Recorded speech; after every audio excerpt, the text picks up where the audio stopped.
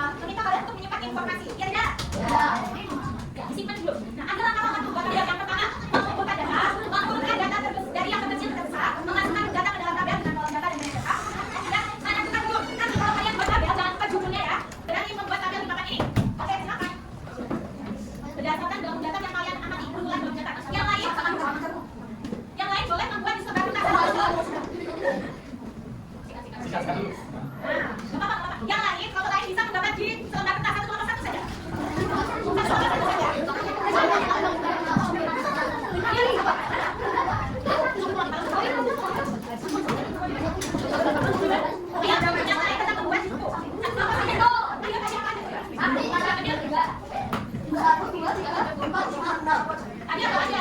Kalau datangnya yang ada di sekolah juga. Ayo.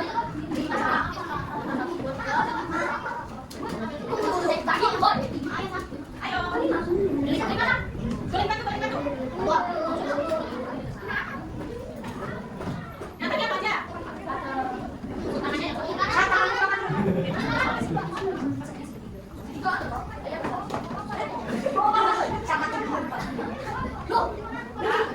Tadi persegi segitiga berapa? Lihat dia. Ya orang lain sambil sempat di kertas. Lihat tuh sama di kertas.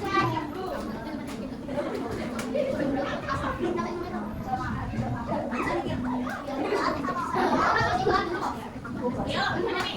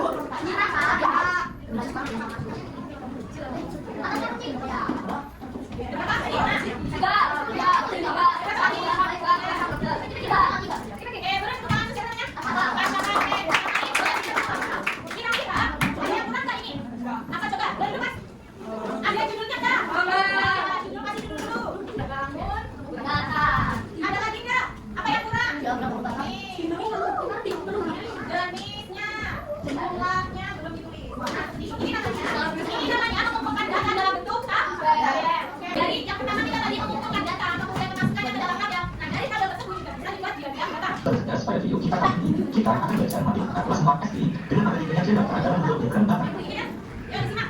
Diagram pun menyajikan data selain menggunakan data dan dalam bentuk lengkap. Kali ini kita akan belajar penyajian data dalam bentuk diagram data. Pengertian diagram data. Diagram data adalah diagram dengan menggunakan posisi panjang untuk menunjukkan banyak dari setiap kategori. Diagram data maupun tegak. Penyajian diagram data dalam bentuk tegak. Ada penggambarnya sebagai terdiri dari sumber data dan sumber data, di mana sumber data berisi data, sedangkan sumber data berisi bagian data. Kemudian terdapat tempat untuk menggambar diagram data. Demikian adalah penyajian diagram data dalam bentuk tegak. Ayo memulai. Berikut adalah diagram data ekstrakurikuler. Untuk sumber data berisi data ekstrakurikuler yang terdiri dari sepak bola, tari, menyanyi, catur, dan basket. Sedangkan sumber datanya berisi bagian siswa. Selanjutnya, banyak siswa yang mengikuti setiap ekstrakurikuler sebagai berikut. Sepak bola sebanyak 9 siswa, tari sebanyak 1 siswa, menyanyi sebanyak 5 siswa, catur sebanyak 2 siswa, dan basket sebanyak 6 siswa. Selanjutnya, jawablah pertanyaan berikut. Berdasarkan diagram data besar ini, berapa banyak siswa yang mengikuti catur? Maka, kita bagian catur, yaitu sebanyak 2 siswa. Pertanyaan berikutnya, ekstrakurikuler apa yang patut dilakukan? Penyajian diagram data dalam bentuk adalah sepak bola. Selanjutnya, penyajian diagram data dalam bentuk diagram.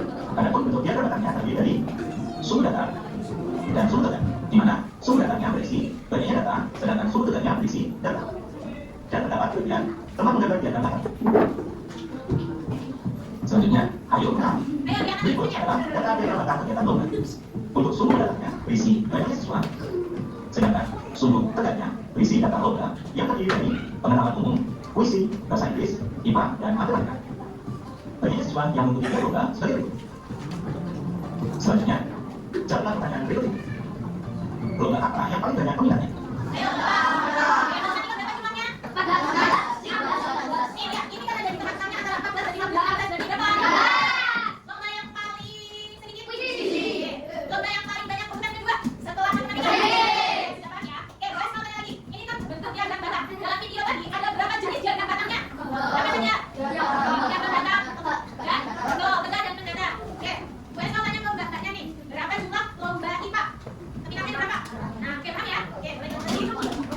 Maka kita lihat persiapannya sedikit peminatnya. Tidak keseluruhan. 3 siswa, bahasa Inggris sebanyak 11 siswa. Maka lalu apa saja bagian-bagian dari diagram data? Diagram data itu tadi ada apa aja? Ada dari apa? Ya, terus